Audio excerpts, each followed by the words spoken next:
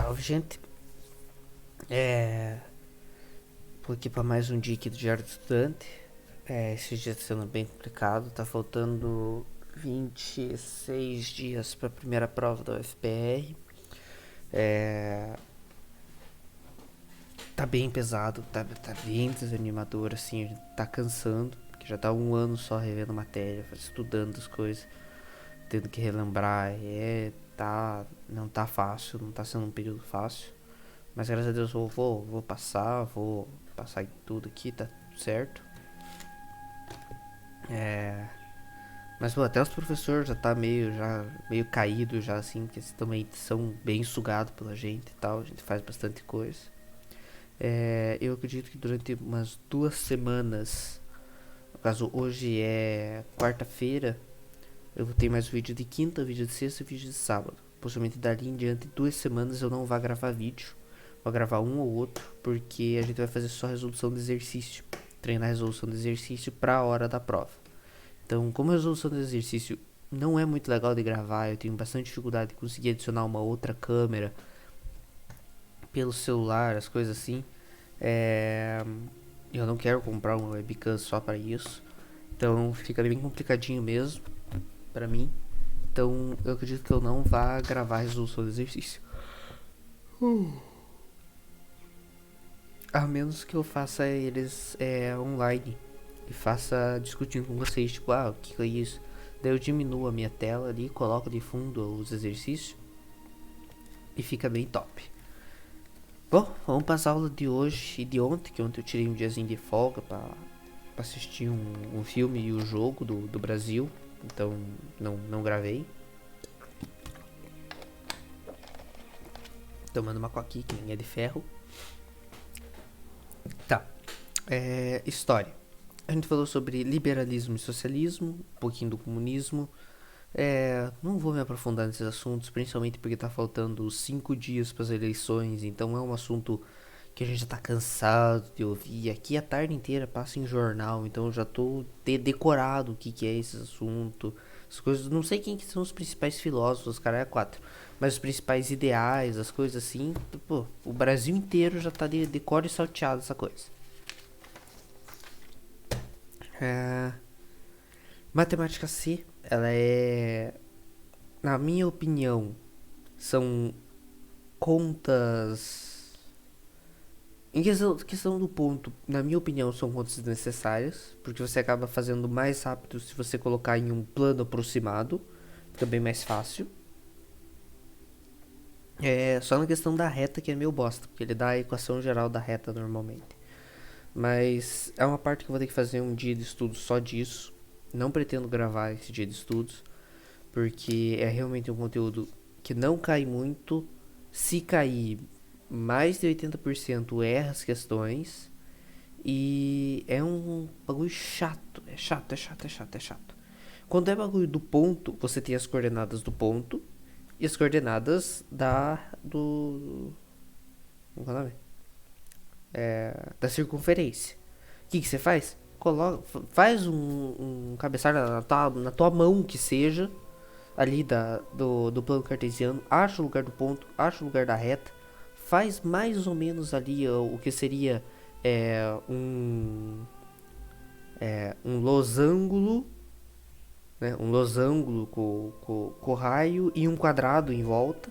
É mais ou menos ali a área do círculo, você já consegue ter uma imaginação muito boa e ver o que é que a questão está pedindo. Então, a maioria dos exercícios responde assim. Pronto. Agora, quando eles dão a porra da equação da reta, daí é um cu de calanco. Daí não dá pra fazer. Daí você realmente tem que calcular os caralho a 4, ver o número do raio, pegar a angulação. É um saco fazer isso. Então eu não vou tentar explicar essa matéria. Até porque o professor explica muito mal. Mas graças a Deus é uma matéria que não cai. Tá, Biod eu vou passar um tempinho falando. Tá, não vou tentar acelerar muito aqui como eu faço normalmente. A gente tava falando sobre clonagem. É bem interessante tudo a matéria, assim, a gente falou da ovelha Dolly e tal. Que o que é a ideia da clonagem?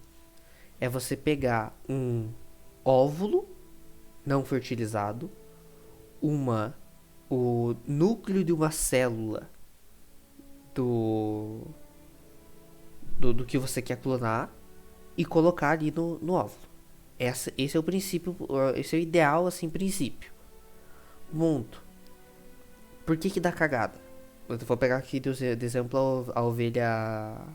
Acho que era Dolly o nome. Eu esqueço o nome da ovelha que clonaram. Mas o que houve com ela? Ela com 7 anos de idade ela começou a ter problemas que ela deveria ter lá com 17, 18 anos. O que houve? Envelhecimento muito rápido. Não necessariamente, eu não interpretei como envelhecimento acelerado. A ovelha de que eles tiraram a célula, a Dolly original, digamos assim, tinha 10 anos. Então ela viveu 7 anos, mesmo tempo que era para ter vivido lá. Por quê? A célula, o núcleo da célula que pegaram já era velho, digamos assim. Não sei se ficou fácil de eu me expressar com isso. Porque conforme você. Vou pegar de exemplo o humano, porque a ovelha eu não sei direito como que é o dia a dia de uma ovelha. Mas conforme você se alimenta com alimentos transgênicos, passa perto de alguém que fuma, toma sol na praia, bebe refrigerante, passa fome, ou passa frio, passa calor, altera, quebra um pouco do nosso DNA. Para nós que já estamos vivos, já crescemos com isso, faz diferença nenhuma. Mas para um organismo que está se desenvolvendo, faz muita diferença. Então, tipo assim, ele já vai com esse DNA quebrado e esse DNA nunca se regenera. Essa é a ideia. O que é que eu pensei como solução e o professor me confirmou? Puta, e se pegar de uma célula tronco nova, não formada, não definida ainda, não adulta, que no caso é a da fase da mórula, da blástula, essas coisas assim. Quando a gente está em desenvolvimento embrionário, eu já falei disso. Porque, tipo, porra, dá uma. Elas não sofreram nenhuma mutação ainda. Então o professor falou: não, essa daí é a ideia principal para clonagem de órgãos. Você pega só a parte específica e desenvolve ela só para fazer o órgão do transplante. O que é bem legal. Agora eu vou falar mais ainda. Meu Jesus, já falei 5 minutos só de biologia, eu vou falar mais um pouquinho aqui de literatura. Literatura, eu tô faltando 2 contos disso daqui. Eu tô mais ou menos na página 259, 263, alguma coisa assim. Dessa porra que é Sagarana, que, sejamos honestos, é uma bosta de ler. Todo mundo que lê isso daqui lê por causa do vestibular. Não tem outro motivo pra você ler esse livro. Ninguém gosta. Tem ali umas historinhas legais e tal, mas puta leitura chata de fazer. Ponto. Começamos a falar do livro das semelhanças. Livro das semelhanças é o livro mais novo que já entrou pra lista da UFPR. Eu não sei exatamente de que ano que ele é, o professor não comentou. Mas hoje a autora tem 47 anos. Meus pais são mais velhos que ela. Essa é a ideia. Bem legal, né? Bom, e o livro das semelhanças ele é dividido em 4 conjuntos de poemas. Primeiro poema é intitulado Primeiro Conjunto de Poemas Livro, que daí tem alguns poeminhas que são intitulados de capa contra capa, introdução, primeiro poema, segundo poema. Aí tá uma boa pegadinha. O poema intitulado de O Primeiro Poema é o primeiro poema do livro das semelhanças? Verdadeiro ou falso? Falso, ele é o quarto, quinto, alguma coisa assim. Eu ainda não peguei certinho o livro pra ler. Tanto é que eu tenho que correr atrás disso. Vou baixar aqui tudo aqui no computador, que daí eu mexo mais aqui no computador, leio. Qualquer coisa eu até gravo lendo com vocês, porque eu gostei muito dessa parte da leitura. os trechos que o professor mostrou, realmente eu gostei. Realmente eu achei um livro interessante. Tanto é que, pô, minha mãe trabalha em biblioteca, meu pai trabalha como. Como que é o nome? É, contínuo na biblioteca de humanas da Federal, da UFPR. Então, tipo, porra, cara, não dá pra eu não ter gostado do livro. Esse daqui é uma exceção. Daí, o segundo conjunto é cartografia. Nenhum dos poemas é intitulado, então nenhum deles tem título. E é um romance entre duas pessoas distantes uma da outra. É, que tem muitas referências assim por localizações, tipo, estamos a 1700 e poucos quilômetros de distância um do outro e eu continuo te amando, aquele romancezinho bem brega. Ainda assim, tipo, eu acho meio bosta, assim, esse daqui o professor falou que é a pior partezinha, assim, do livro. Dificilmente vai cair alguma coisa dessa parte. Daí, terceira parte. É... Vistas... Não. Visitas ao lugar comum. Todos eles são numerados e todos eles começam com uma frase do cotidiano. Frase, não é exatamente uma frase do cotidiano, é a linguagem popular, por exemplo. Ele bateu as botas. Ele morreu.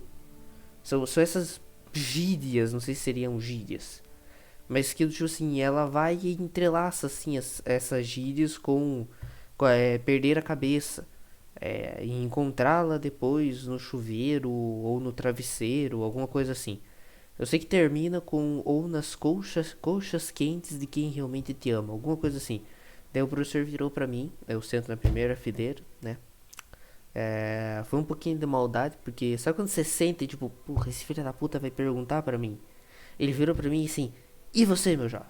Já deitou sua cabeça perdida nas coxas de alguém que te ama? Deu, professor, eu sou solteiro desde o sexto ano. Daí ele, eita porra. Me ignorou, deu a volta e perguntou pra outro. Deu, bem legal, tio. Ó, uma aposta. E daí nós vamos pro 4, que realmente é o livro das semelhanças, que não deu tempo da gente falar sobre ele. Mas eu imagino bem certinho assim, o que seja a ideia. Eu tenho que realmente ler pra saber o que é. Porque ele não é uma história como Burrinho Pedrez. Burrinho Pedrez, ela tem um objetivo, tem um vilão e tem alguém que você torce. Você tá torcendo pelo burrinho. Eles têm o objetivo de ir até a cidade e voltar vivo. E tem o vilão, que é o cara que quer matar o cara que ele chifrou. Essa é a história, então você sabe o contexto. O livro de semelhanças não tem. É um conjunto de poemas só. Nossa, caralho, falei bastante sobre esse. Física. A gente tá começando a estudar sobre estática. O que é bem legal, porque são contas fáceis de se lembrar. Que é força vezes distância do ponto. Então, é basicamente a ideia de alavanca lá, que você cria um ponto. Você cria um ponto de apoio. E quanto mais perto desse ponto de apoio, mais força você tem que fazer. Então, para eu conseguir levantar essa caneta aqui, eu estou aplicando 1 Newton. Para levantar essa caneta aqui, eu estou aplicando 0,2, talvez 0,3. Nem dá para sentir que eu estou fazendo força. Daí tem toda a relação do peso da barra, essas coisas. Não é muito complicado, mas de explicar é difícil, porque é mais fácil a gente entender fazendo conta. Bom, no caso aqui, ele normalmente vai pedir para você deixar em equilíbrio, que é a própria estática, que é não movimentar, né? Então, ela não pode nem tombar, nem subir e nem girar, digamos assim. Não pode fazer nada, ela tem que ficar parada. Normalmente ele vai colocar um bloco aqui de força, de peso, de massa aleatória, o ponto de apoio, o comprimento da barra, o peso da barra e vai ter que colocar uma força aqui. No caso, o bloquinho tá aqui, ele vai te pedir pra você aplicar uma força aqui pra baixo. Quanto que você tem que aplicar pra nada se mexer? Essa é a ideia. Se tá exatamente no meio, o ponto de apoio, e o bloquinho tá bem no final, tá no final da barra, você pode considerar que a força que você tem que aplicar para baixo aqui, quer dizer, força peso vem pra cá, a força que você tem que aplicar para baixo é a força peso do bloquinho. Então o bloquinho tem 10 quilos, a força peso dele é 100, você tem que aplicar 100 de Newton aqui, que daí você equilibra tudo. Essa ideia é bem facinho de fazer, normalmente é igual às coisas que você não sabe. Coloca tudo num único sentido, tudo que tá fazendo força pra... Quer dizer, pega o ponto de apoio e coloca o dedo. Tudo que gira nesse horário, você coloca de um lado e iguala a tudo que gira pro outro lado. Essa é a ideia. É bem facinho. Quando tem dois pontos de apoio, escolhe um que normalmente ele vai pedir daí a normal do outro ponto. Então escolhe o outro ponto que você não quer a normal, porque a normal dele é igual a zero.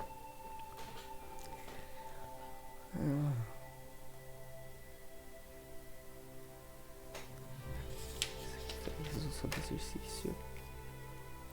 Biocê, isso aqui é legal de falar. Deixa eu tomar mais um golinho de coca só pra desencargo. Credo.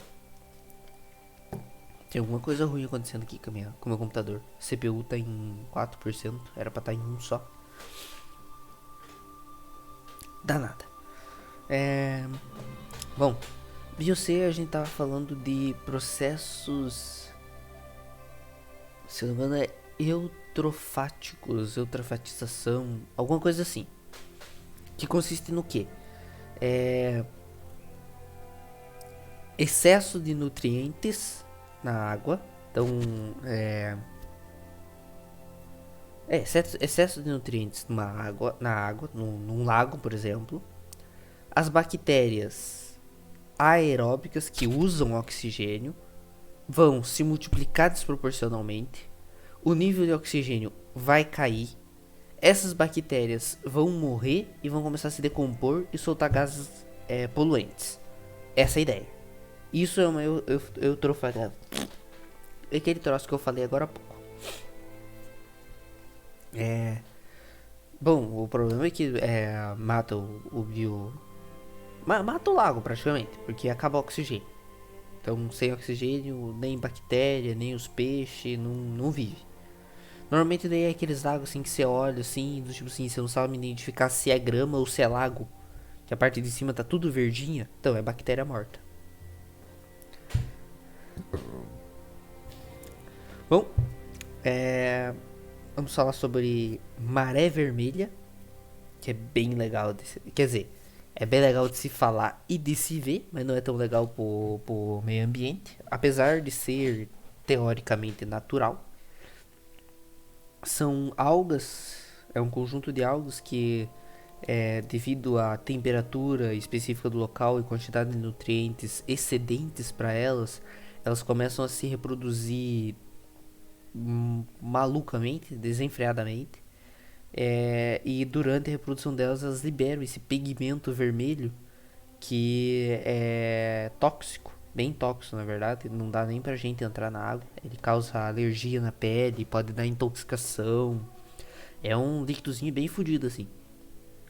Te caga inteirinho, então não dá pra surfar. Foi uma das perguntas que eu fiz pro meu professor. De um lado é terrível, porque acaba com o ecossistema, mata coral, mata outro tipo de alga, mata peixe que passa dentro, destrói tudo, fica só a alga vermelha mesmo. Mas por outro lado, quando elas não estão em estágio de reprodução, quando não tem esse desequilíbrio natural, à noite elas são bioluminescentes, e daí essa daí dá pra surfar. Que daí é aquela lá que é surf à noite, nossa cara, é lindo assim de ver. Tipo, a onda formando aquele tubo colorido, assim, nas bordas, na parte de baixo do tubo e o cara surfando. Nossa, cara, é top. Se é uma das coisas que eu quero fazer algum dia é aprender a surfar. Tenho paciência? Nem fudendo. Vou entrar em água gelada? Nem a pau.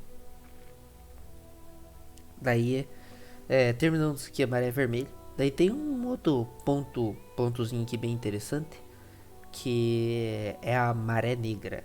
Maré negra é petróleo. Quando o petróleo, derramamentos de petróleo no mar. Petróleo de certa forma boia, então ele acaba formando uma bolha gigante. Só que ele traz muita coisa ruim. Tipo, ele suja a água em si, porque não tem só o petróleo, tem partes do petróleo que desce. Dá um rolê tremendo, cara. Isso daí também não preciso muito eu me aprofundar, porque teve a mancha de petróleo que saiu no norte do Brasil. Eu esqueci o nome agora do lugar, mas tipo, ela desceu, ela parou em São Paulo. Teve petróleo até em São Paulo que veio com a maré. Então, tipo, é um bagulho bem ruimzinho.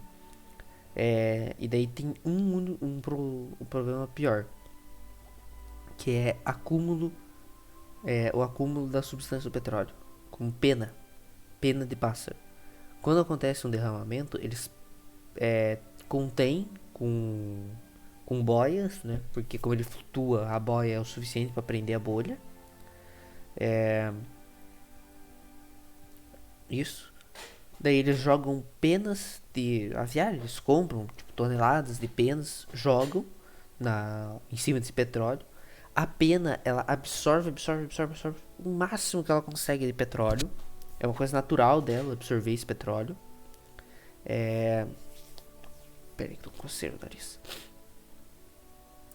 Daí eles recolhem essas penas, né? Tipo, ela consegue puxar tipo, quase todo o petróleo que eles acabaram derramando. Um pouquinho ou outro sempre acaba escapando.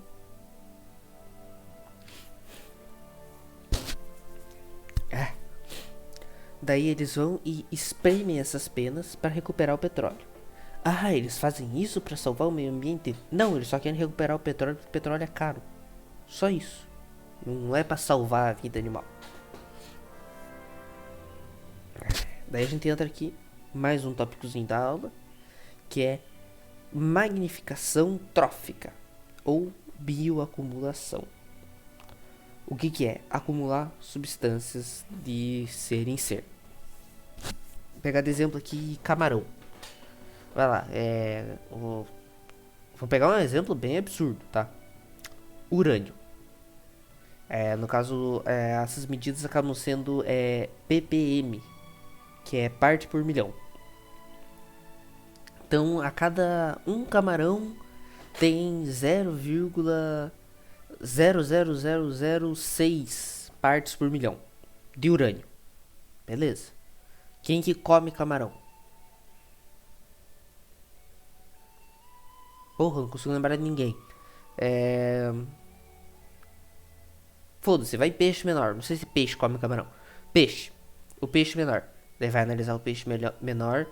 0,04 partes por milhão de urânio.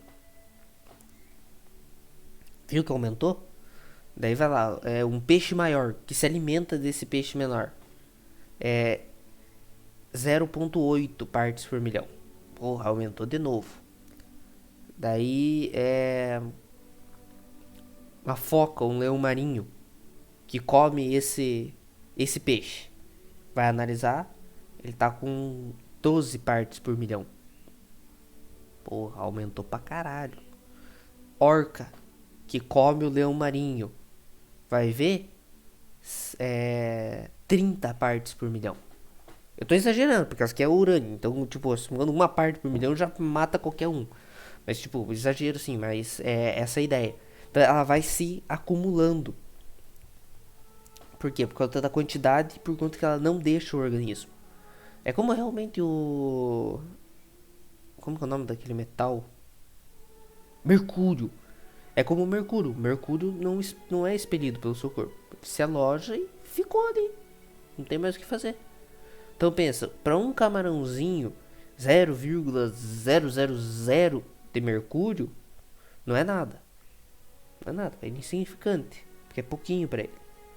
Agora, pro peixe que come 30, 60 camarõezinhos desse por dia, opa, começa a acumular mais.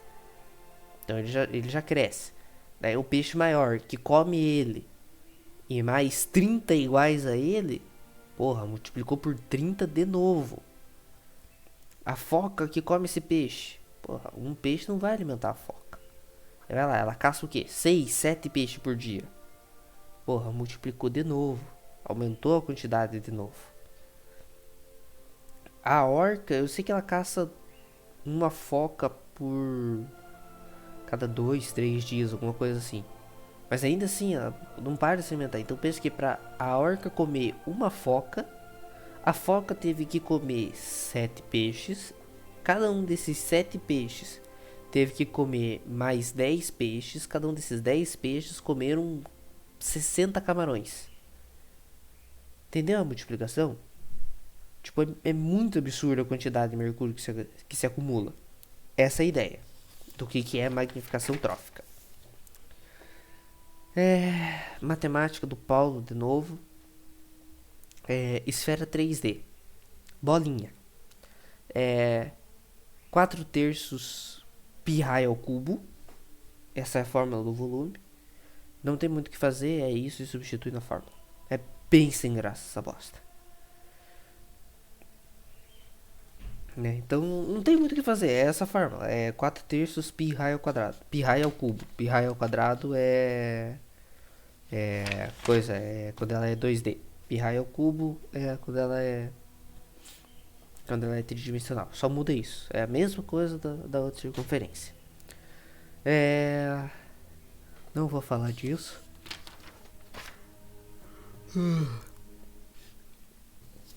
E nem disso. Aqui, português a gente recitou alguns pontos de conteúdo da UFPR, porque a gente vai começar a nossa revisão. Crase e regência, muito importante. Local da crase é acentuação, uso correto das palavras, essas coisas. Concordância verbal, ver se o verbo tá certo em masculino, feminino, plural, singular, se ele realmente precisa estar ali, se ele realmente é um verbo, essas coisas. Pontuação, em especial vírgula, né? Porque ponto final, ponto de interrogação, ponto de exclamação quase ninguém usa, mas é bem possível de pedir a vírgula. Tem alguns casos que é obrigatório a vírgula e tal. Vou fazer uma revisão só desse conteúdo, porque cai bastante. Conjunções e verbos, que são aqueles verbinhos especiais lá, que é corroborar. Porra, o certo é: nós corroboramos com a polícia. Não tá certo. É nós corroboramos a polícia. Não tem o com. É uma bosta isso. É uma puta de uma pegadinha. Cai em quase toda vez. Física D daí eu já falei. Bom, tô aqui falando há meia hora. Vai ser o vídeo mais longo do canal, mas eu tinha que colocar em dia isso. Eu pretendo fazer um vídeo só do livro, o livro das semelhanças. Só do livro, o livro das semelhanças. É bem confuso falar isso. E eu vou tentar armar algum jeito de fazer uma gravação de eu resolvendo exercícios, nem que seja aqui na própria internet. Bom, obrigado aí pra quem tá assistindo. Falou!